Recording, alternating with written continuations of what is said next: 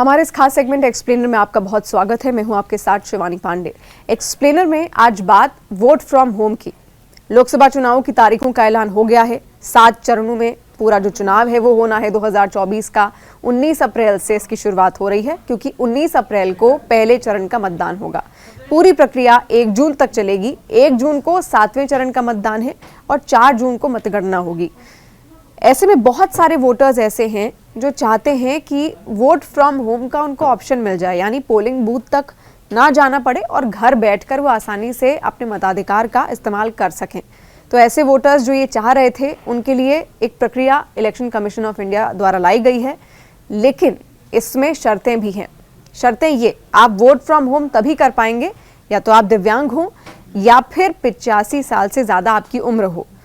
तो इसके लिए करना क्या है, आपके घर में भी कई सारे बुजुर्ग होंगे, कई दिव्यांग दर्शक भी इस वक्त हमें देख रहे होंगे, तो वो ये प्रक्रिया समझ ले कि घर बैठकर आखिर किस तरीके से वो वोट कर सकते हैं, क्योंकि ये प्रक्रिया उनको 19 अप्रैल या जब भी उनकी डेट है उनके संसदीय क्षेत्र में, उससे पहले अपनानी होगी।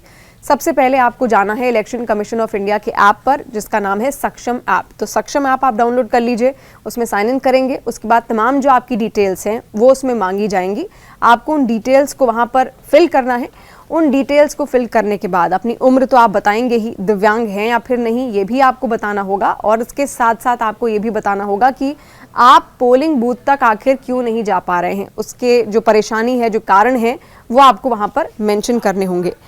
इसके बाद वेरिफिकेशन किया जाएगा उस वेबसाइट पर, जब आप ऐप पर जब डिटेल्स डाल देंगे, और जो BLO होता है उसके बाद उसके पास सारे वोटर लिस्ट होती है कि कौन जो मतदाता आ रहा है उसकी उम्र 85 साल से अधिक है या फिर नहीं, या फिर कौन दिव्यांग मतदाता उसके संसदीय क्षेत्र में है, उस इलाके में है, जो पूरी वोटर लिस्ट उनके पास होती है। BLO फिर आपके घर आएंगे और वो अपने साथ लाएंगे फॉर्म 12D, और आपसे ये भी पूछा जाएगा कि क्या आप पोलिंग बूथ तक जा सकते हैं या फिर घर बैठकर ही आपको वोट फ्रॉम होम का ऑप्शन चुनना है।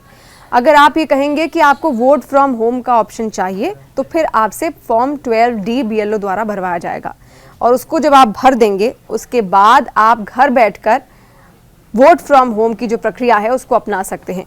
हालांकि कई सारे जो मतदाता हैं जो 85 साल से ऊपर उम्र के हैं या फिर जो दिव्यांग मतदाता हैं, कई ऐसे भी होते हैं जो ये चुनना चाहते हैं कि वो पोलिंग बूथ पर जाकर ही अपने मताधिकार का इस्तेमाल करें, तो उनके लिए भी पूरी व्यवस्था है।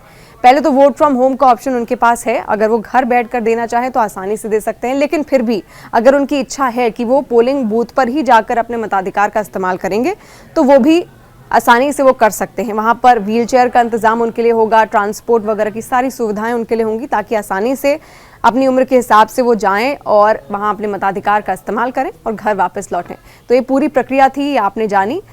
कमेंट सेक्शन के जरिए आप हमें ज़रूर बताइए और कौन से ऐसे टॉपिक हैं जो आप हमसे जानना चाहते हैं या फिर आप चाहते हैं उस पर हम डिस्कशंस करें, इसी तरीके के एक्सप्लेनर बनाएं। आपका फीडबैक हमारे लिए बेहद ज़रूरी है।